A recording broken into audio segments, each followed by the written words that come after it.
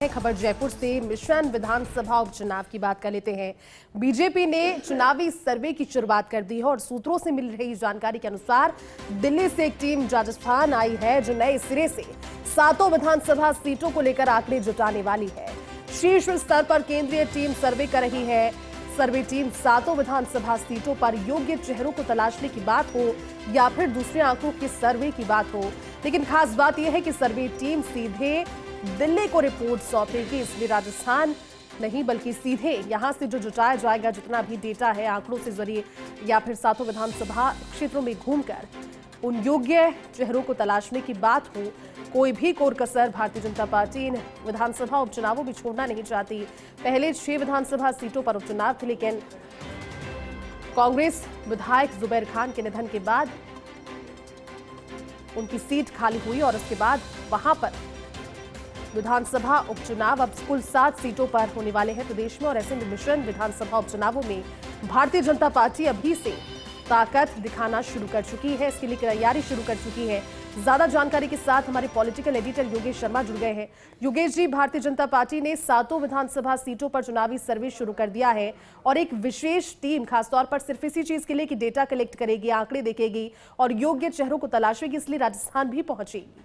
क्या जानकारी, क्या स्ट्रैटेजी हो सकती है, क्योंकि रिपोर्ट सीधा फिर दिल्ली? देखिए जैसी बड़ी खबर है, क्योंकि जो टीम है वो बहुत ही महत्वपूर्ण जगह से दिल्ली से राजस्थान पहुंची है जी। और बीजेपी के जो 7 विधानसभा के उपचुनाव है उसको लेकर एक सीधे तौर पर एक सर्वे किया जा रहा है, जो कहा जा सकता है कि जिसका राजस्थान का जो बीजेपी का संगठन है उससे कोई सीधा तालमेल नहीं है, बल्कि केंद्रीय टीम है। और केंद्र से ये जो टीम है ये राजस्थान की भारतीय जनता पार्टी के उन आंकड़ों को और तमाम जो जनता के बीच की जो रायशुमारी है 7 विधानसभा उपचुनाव को लेकर उसको जांचने का काम कर रही है, जिनमें प्रमुख तौर पर वहाँ के प्रमुख फैक्टर, किस तरह से वहाँ का पुराना इतिहास और साथ ही योग्य चेहरों की तलाश। इस टीम को साधारण सर्वे टीम भी नहीं कहा जा सकता जी। जो हमारे पास जो जानकारी सूत्रों से मिल रही है जी। ये एक मजबूत टीम है।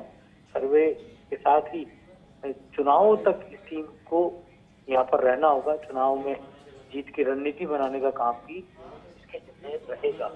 तो कहा जा सकता है कि अपने आप में जिस तरह का पूरा ये कहा जा सकता है रायशुमारी का जो दौर है, उस रायशुमारी के दौर में किस तरह का टिकट वितरण हो सकता है, उसमें प्रमुख भूमिका इस टीम के सर्वे की रहने वाली है। और साथ ही आगामी जो चुनाव का रोड मैप होगा उसको बनाने का जिम्मा भी इस टीम के साथ रहेगा। और बाद में राजस्थान की बीजेपी को महत्वपूर्ण इनपुट भी देने का काम किया जाएगा। तो कुल मिलाकर कहा जा सकता है कि क्योंकि पहले 6 उपचुनाव थे, अब 7 विधानसभा के उपचुनाव होने, तो आप समझ सकते हैं कि इन 7 में से एक ही सीट, केवल सलमपुर की सीट भारतीय जनता पार्टी के पास थी। सलमपुर से भारतीय जनता पार्टी के कहा जा सकता है कि जो विधायक अमृतलाल मीणा, उनका निधन हो गया था। और बाकी तमाम सीटें क्रूशियल सीटें हैं।